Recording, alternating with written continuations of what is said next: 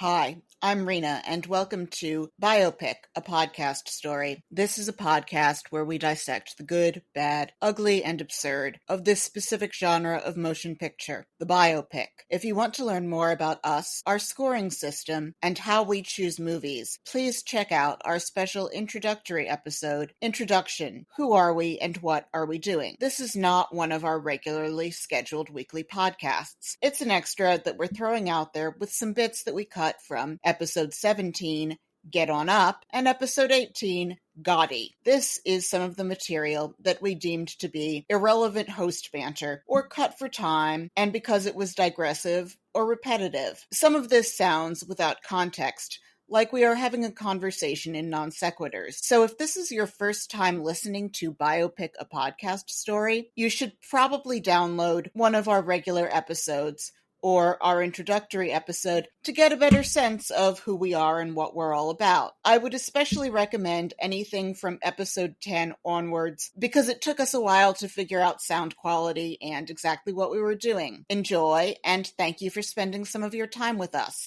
So, yeah, it's even if you have 12 children, you love them, and it's devastating to lose a child. I sound like a psychologist all the time, but not a good one, where I'm like, he doesn't have the coping skills to manage any of his feelings and any of the bad things that happen to him. We hear all about like rise and grind hustle culture in our world today. He had to just hustle through life. He had nothing to fall back on. He had no one that he could trust. People abandoned him constantly. He got exposed to a ton of like sex and violence intermingled with each other that had to like mess him up. He experienced racism and the Jim Crow South. He just had to like hold it together. Although I was surprised that like the Dan Ackyroyd character didn't cheat him. I thought that was going to be a thing, and Mr. Bart was actually quite decent, but you saw other people within that world who could have walked all over him, because we know that there were lots of Black entertainers who got screwed out of what was due them at that time. It's impressive that James Brown was that canny about money. For sure. I know we talked about this a bit on Bessie, and I will talk about it again. There's this point in the documentary about Woodstock 99 where one of the talent bookers is talking about how James Brown was saying he wouldn't go on stage until he got, the $20,000 that he was told he would get, and it had to be in cash. And his manager was yelling at this man about how James Brown wasn't going to go on. And like you hear the get on up lyrics, and he holds up the phone and he's like, he's on, ha, and hangs up. And I was like, okay, you privileged white man, listen to you, like, making a joke out of this at this point in time in 1999 when you could write a check. Artists didn't necessarily demand to be paid up front in a garbage bag full of cash. You can see where it's an eccentricity in that time period and how this guy's making a joke out of it, and knowing in a general sense, like how Black artists have been treated throughout the history of music. The fact that James Brown was incredibly protective of himself financially, and also the fact that he had, like, you see in these musical parts of the movie, he has like 30 people on stage with him. He's supporting a massive group of people. And even though he didn't treat them well in terms of the way he would talk to them, he was protective of the fact that he had to pay them. And I hate the idea of anyone making a joke out of it because of the rich history we have in this country of exploiting Black artists. I am happy that he was always there making sure that he got paid for his work. Sure. And also that Dan Ackyroyd is repping for, they show the Jewish star on the coffin. And he's repping for that a lot of these record executives who worked in the industry, some of whom were, yes, exploitive, were Jewish or Italian or occasionally Greek, or from groups that were at the time marginally white. I think there's some story about Charlie Parker where he said he wouldn't play with white people, and they asked, but there's this guy you play with, and he was like, no, he's Italian. And I don't think we even think about that anymore. I think because I find safety in Dan Ackyroyd, because I've seen Ghostbusters like 600 times, it didn't even occur to me that he might rip him off. I was like, oh, it's Dan Ackyroyd. We're safe here. He's going to be a good guy because he's Dan Ackyroyd.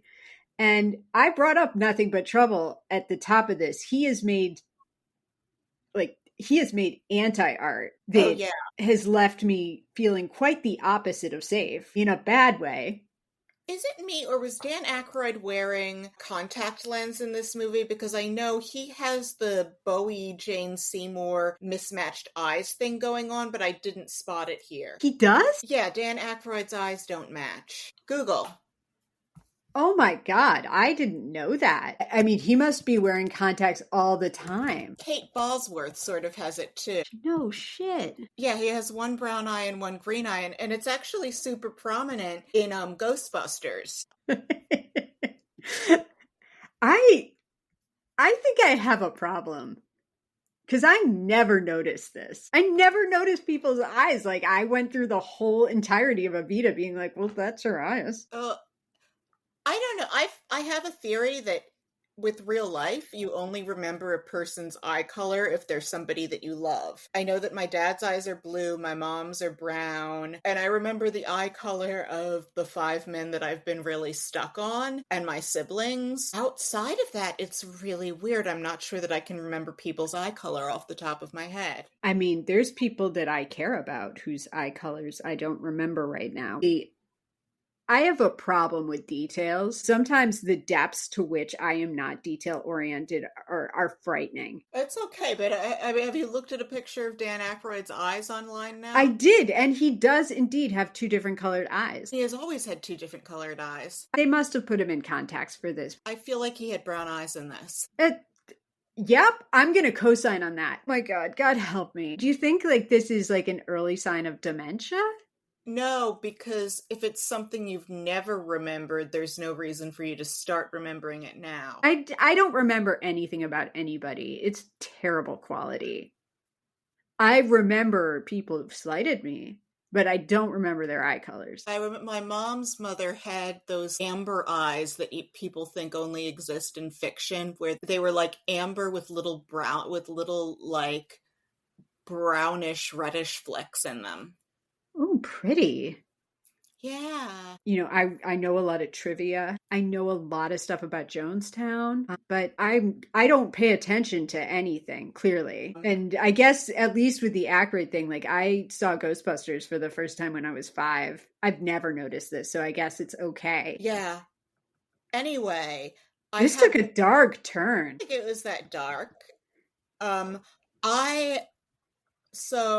I felt like some of the record industry people seemed like they could have been exploited. They could have been exploitive, except that Dan Ackyroyd was there. Like that guy who couldn't do the mashed potato seems like it was just like the grace of decent management. I didn't care for him. He was like straight up racist and condescending to James Brown.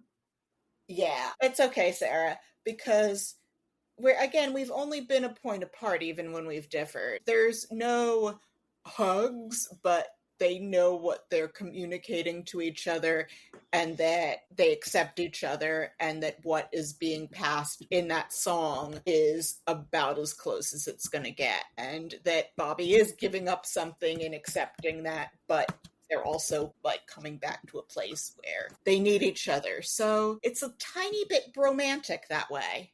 It is. And also, I know I've been giving little dings here and there about some things, but what I do respect about this screenplay and about this film is that they don't set up.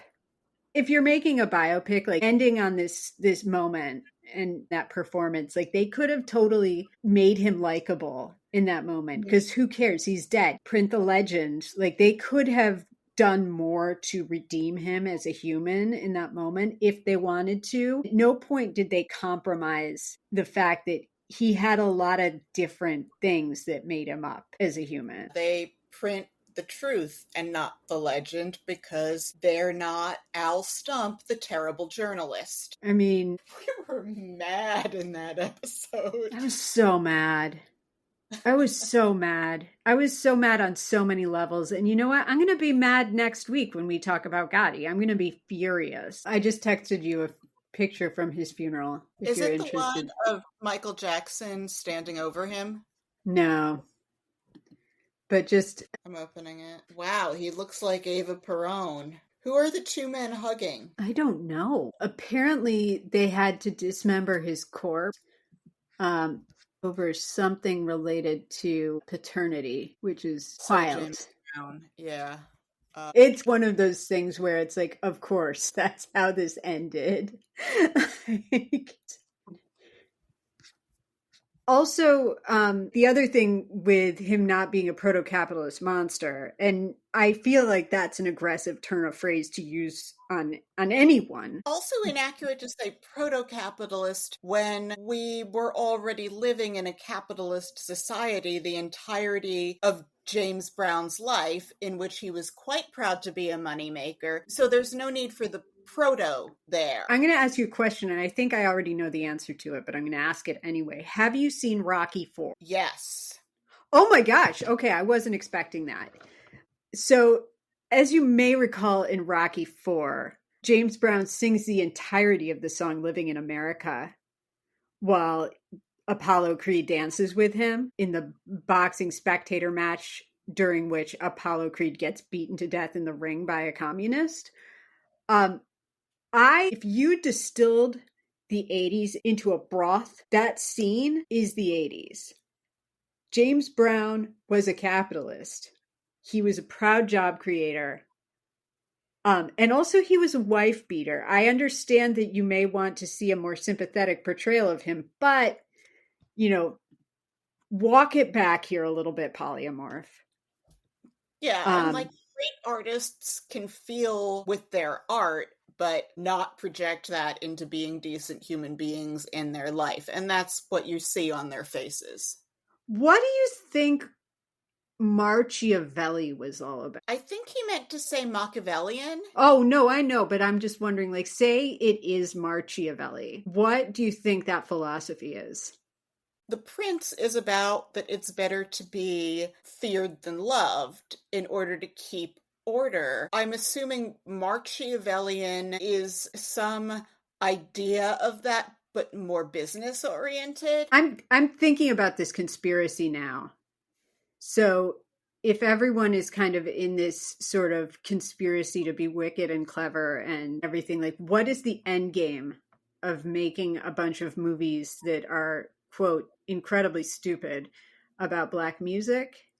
What is the end game? Here's what I know about having worked in the entertainment industry, is that when one thing is successful, everyone else runs around and tries to make the next one. I'm guessing maybe a combination of Ray and Dreamgirls maybe inspired people to be like, what other artists can we do this with so we can keep making money?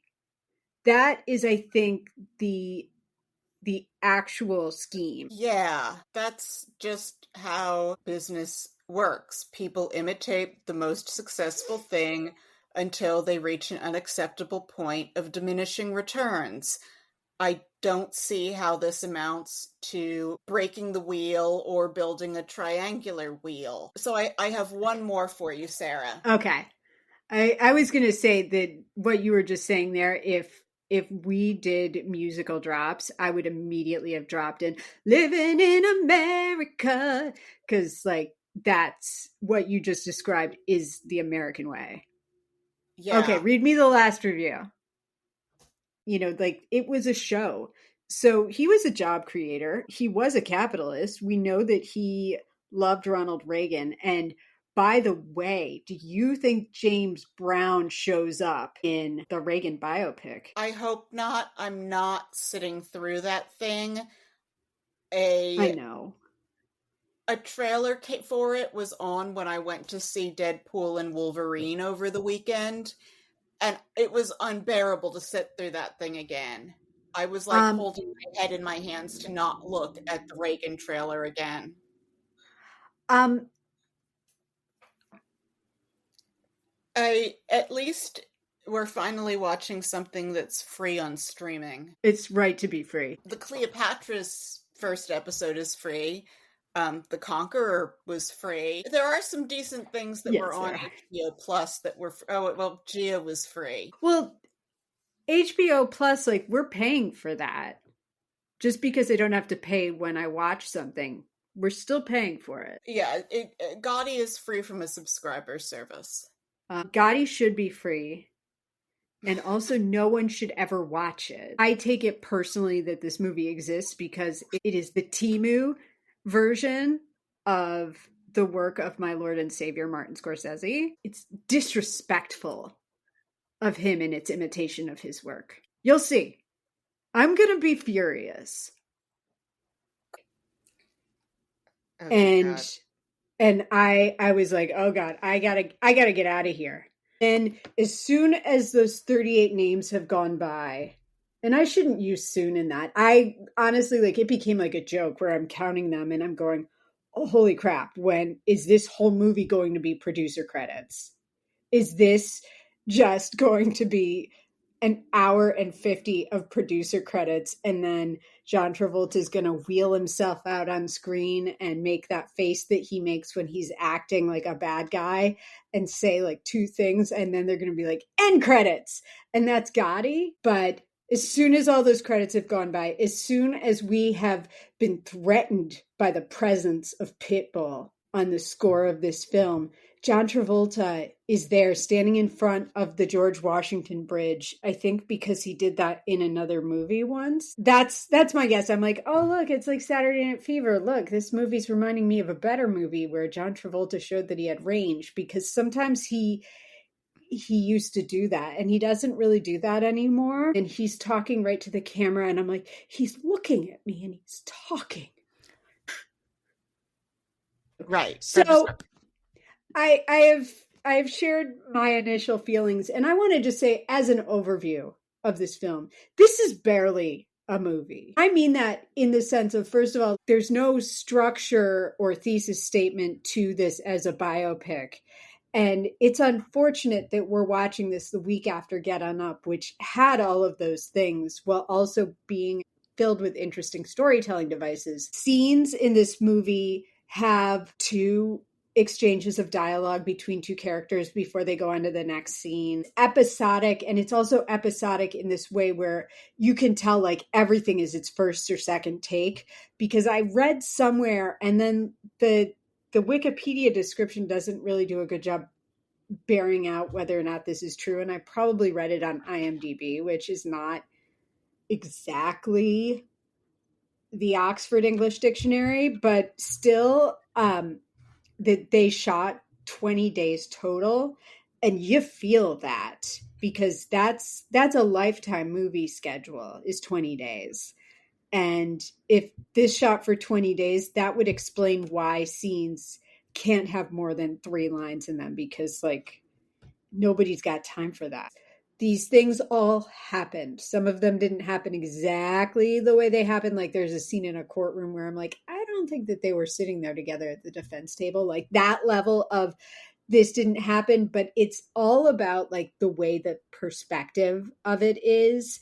Again, like he's a hero or something for taking on this hit. And, you know, I mentioned people who like Taxi Driver too much and take the wrong lessons from it. And as you know, Goodfellas is one of my favorite movies, and I also think it's kind of a perfect movie. One of the things that makes Goodfellas so perfect is that Henry Hill is a very charismatic narrator. He's very unlikable in a lot of ways, but we never see him kill anyone. We never see him take on that kind of assignment. He's an observer to the worst crimes. And he also has intellectual insights about the workings of the mafia because he saw it from every level. He had a really unique kind of access where he was speaking with the upper echelons of the Lucchese family, but he was also a foot soldier and he was an earner. And we saw that whole world through his perspective. Taking on a hit in order to become a made man is a thing that happens in the mafia. This was the honorable choice. And Paul Castellano, and John Gotti did not see eye to eye on the way that things were supposed to be. Paul Castellano was very, all of these former heads of the five families were all kind of different breeds of old school. They all had different ways of doing it. But Paul really ran the Gambinos like it was like a business. He was thought of as the Wall Street Journal Don, which some people liked and some people didn't. But he kept his hands super clean and stayed in his house and had sex with his maid and stayed out of trouble in terms of his fingerprints weren't on things. But that was also the case with a lot of these guys. And, what's also interesting about this time is I mentioned the SDNY was trying to bring down all of the five families. And Paul was very much a part of that. And we don't know what would have happened if he had been busted. Would he have beaten the rap? Who the hell knows? But he was murdered by Gotti. And everyone else does eventually get rolled up into that. And Gotti just kind of got a stay of execution a little bit for the Gambino family, but, would eventually be busted. And there's an interesting story and an interesting perspective you can take on this, is that this was a twilight of a certain way of doing things. And all Gotti did was make it chaotic for a minute. I actually lament the disappearance of the wedding gown with a sleeve because maybe the bride doesn't feel like spending 6 months at the gym getting toned arms. It might be nice to wear something with a sleeve and save yourself from that in the midst of all of your wedding prep. But it's just the dress is frillier than the cake, and she has one of those veils where the thing comes down to a V point. It's just every confectionery, tacky 80s frou-frou thing about the wedding gown. I agree with you on the wedding dress thing. The spending the whole night going hoik with your dress because it's strapless is unappealing, and sleeves are a wonderful thing. Also, there was a note there's some connection between John Gotti's mob family and that airport heist they refer to in Goodfellas. So is there any crossover with Henry Hill? There is not. So Henry Hill, also interesting piece of trivia here. Henry Hill was not involved in any way with the Lufthansa heist beyond the initial tip-off of it, because Henry Hill was very deeply enmeshed in a very messy situation of his own involving points shaving with college basketball. So Henry Hill had nothing to do with the Lufthansa heist beyond being a conduit for putting people together who then did pull it off. I did a little bit of research to see if I could make any connections between the characters in this film and the characters in Goodfellas, and it's really quite marginal. Most of Goodfellas takes place before the action in Gotti. Henry Hill was already in Witsack by the time the Gotti stuff is happening, and a lot of his family was on the wane or on their way to prison. Okay. Or rather, not the family necessarily, but the characters in that film and in his life. Okay, where are we in this movie? So we can plow on through and blah, blah, blah. And they're all just tacky, oily looking people. And it's all badly done. Nothing here looks glamorous and I remember in Sopranos, when you would see them all in the tracksuits, one of the things you think about is what a fall off this is from how mobsters look in movies set before mid-century to tracksuits and Tony Soprano's body. But that was done well, I thought, and this was just like that was done as a contrast, and this just looked cheap. Here's the thing too. Fredo Corleone would have been wearing a tracksuit were it available to him at the time. Mm-hmm. Were it socially acceptable for me to wear a tracksuit every single day, I would totally wear a tracksuit. I get it. It is an outfit for comfort. They were wearing suits because that was the option they had. If they could have worn tracksuits, I'm sure they would have. Were it socially acceptable and had I the budget, I would wear Marchesa evening gowns with lipstick and pearls every day, Sarah. Fair enough. I would wear my tracksuit with my red lipstick. But I think that Don Vito Corleone would have totally worn a tracksuit if he were given the opportunity. Marlon Brando probably, as Vito Corleone, would have worn those pajamas with the flap in the bottom and would have been mooning people were he given the opportunity in that film and were it socially acceptable and the style at the time. So, as I mentioned at the top, this movie has connection to Entourage. I mentioned that Kevin Connolly was an actor on that show. Kevin Connolly also, to his credit, made a really great little documentary for ESPN's 30 for 30 about a man who tried to buy the New York Islanders hockey team and was a con artist. So he can make a movie. This isn't it, but he can make a movie. So Randall Emmett is the basis for the character Turtle on Entourage. He got his start as Mark Wahlberg's assistant and became a producer, and he has produced approximately 11 billion films. And you have probably heard of 3 to 4 of them. He has also got some shady stuff in his personal life and around his work.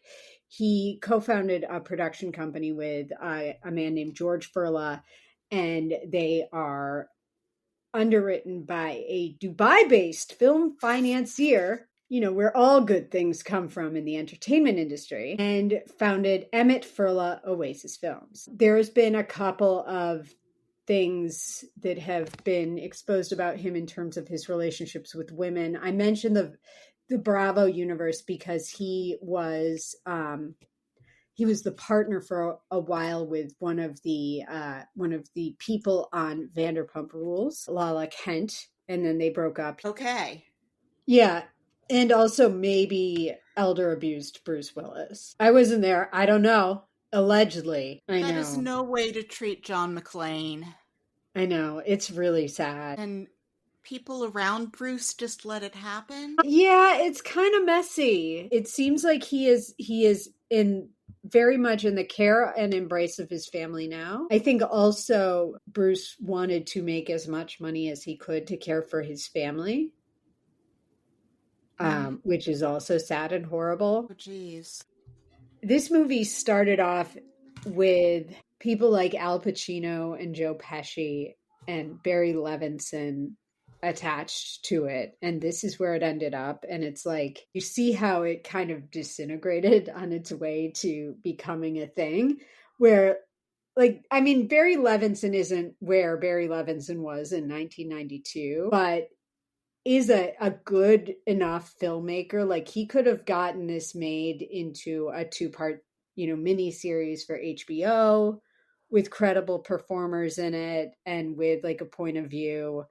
But where we ended up is someplace entirely different. Yeah, and I feel terrible criticizing a woman who was about to die of cancer, but how did Kelly Preston wind up in this? I'm guessing her husband said, "Hey babe, wouldn't it be fun if we were in a movie together?" And she was like, "I can do an Italian accent. Hospitaliano. Olive Garden." Boy, no. I have this wig. What's the matter with you? That's how I think that casting call went. There is such a joylessness to it, too. Like, I don't know how else to describe that in a way that doesn't sound trite, but it feels like a grind. Like, we got to get this done. We got to get people their money back. They have to declare it on their taxes. Like, this guy needs to funnel this money that he got by selling drugs through this film set. Well, that was the 8th edition of Irrelevant Host Banter. It's been a while since we did these. We stopped doing outtake bonuses for months, but a Generation Z audience member told me that they liked the random stuff. So consider this a belated New Year's gift to the youth of the world. If you liked the show, please leave us a 5-star rating and subscribe to us on iTunes, Spotify, or wherever you get your podcasts, and tell a friend, or better yet, plural friends, and share us on social media. We hear it helps. You can follow us on Instagram, where we have visual aids from our episodes. Our Instagram handle is @biopic a podcast story. We also have accounts on Threads and Blue Sky. Please check out our webpage at biopicapodcaststory.podbean.com to see the official episode ratings for all of the movies that we've done so far. If you would like to get in touch, you can email us at biopiclistenermailbag@gmail.com. Have an excellent weekend, and we hope that you'll listen in when our regular episode drops on Tuesday.